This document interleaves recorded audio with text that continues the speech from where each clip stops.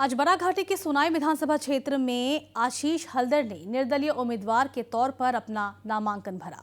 आशीष हल्दर लंबे समय से भाजपा से जुड़े हुए थे, लेकिन टिकट न मिलने से नाराज आशीष हल्दर ने भाजपा छोड़ निर्दलीय चुनाव लड़ने का फैसला लिया। जो यहाँ पे नॉमिनेशन फाइल करके आए हैं वो सुनाई कॉन्स्टिट्यूएंसी से उन्होंने प्रतिद्वंद्विता करने की मंशा बना ली है। वो कॉन्स्टिट्यूएंसी जो सिटिंग एमएलए अमीनुल हक लश्कर हैं बीजेपी के, और वो डेप्यूटी स्पीकर भी हैं। आशीष जी, हम आपसे जानना चाहते हैं, जिस सीट से आप चुनाव लड़ेंगे उसमें बीजेपी काबिज है, वहाँ पे ऑलरेडी बीजेपी काम कर रही है, वहाँ पे डेप्यूटी स्पीकर अमीनुल हक लश्कर हैं। तो आपको क्या लगता है कि वो आपके लिए फैक्टर होगा या आप उनके लिए एक बड़ा फैक्टर बनेंगे? इस बार लड़ाई कड़े का ये तो पता नहीं, लेकिन मुझे लग रहा है कि हम लोग ही जीतेंगे। किसका लिए कौन फैक्टर होगा ये तो बाद में ही पता चलेगा, टाइमली पता चलेगा। आप जिस मुद्दे को लेके चुनाव में उतरे हैं लोगों के लिए या उस कॉन्स्टिट्यूएंसी के, वो क्या मुद्दा है? जो हाल चल रहा है सुनाई में पिछले 5 साल से, दुर्नीति, स्वजन पोषण, ये सब ये जैसे मंदिर जैसा हो गया। सुनाई में इतना दुर्नीति हुआ और स्वजन पोषण इतना हुआ, तो इन लोग चाह रहे हैं कि ये दुर्नीति और स्वजन पोषण, गुंडागिरी, ये सब समाज से दूर हो।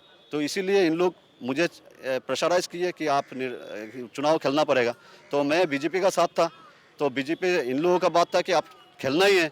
बीजेपी से पिछले साल भी हम टिकट मांगे थे, आप लोग जानते हैं, 2016 में, लेकिन बाद में देखा गया कि मुझे टिकट नहीं दिया गया सीना। तो बीजेपी का टिकट इस बार भी मांगा, आप लोग देखें, लेकिन टिकट नहीं मिला।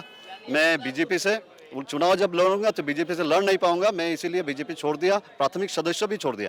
तो अभी आज निर्दल हिसाब से आज यहाँ पे जिला परिषद सिलचर कार्यालय में मेरा नामांकन पत्र मैं जमा दिया। वहीं पूर्व मंत्री गौतम रॉय के बेटे राहुल रॉय ने भी निर्दलीय उम्मीदवार के तौर पर उदारबंद विधानसभा क्षेत्र से अपना नामांकन भरा। आपको बता दें, राहुल रॉय के पिता गौतम रॉय काटीगौरा विधानसभा क्षेत्र से बीजेपी के टिकट पर चुनाव लड़ रहे हैं। We have with us now one-time Congress MLA from Algapur, and he was also the son of a heavyweight leader of Barak Valley, Gautam Roy. His name is Rahul Roy, who is with us, who is going to contest from the Udharband constituency. So, sir, first of all, we want to know from you, what are the agendas that you have to go for a poll or for the people of your constituency? See, there are a lot of issues, a lot of agendas are there, but as of now, I would like to tell you that especially on the remote areas of Udharband, they are still lagging behind after the 75 years of independence. So that is my first work, to take the total administration and at the same time all the departments of different, as you know, as PHE, PWD, this supply, irrigation, electricity, all sort of things we have to need to go and take the, look after all these areas, because why they have been so deprived for last so many years. As we know that BJP is in power in the center and also in the state, and the MLA is also from the BJP of Udharband, the place that you are contesting from. So do you think it will be a factor for you, and how much hopeful you are that you will win this heart and the seat from Udharband? See, here there will be no any contest. Here there will be no any contest, I can assure you. No party will come in contest. The people of Udharband, they have taken me. I hope there will be no a huge margin difference between any of them.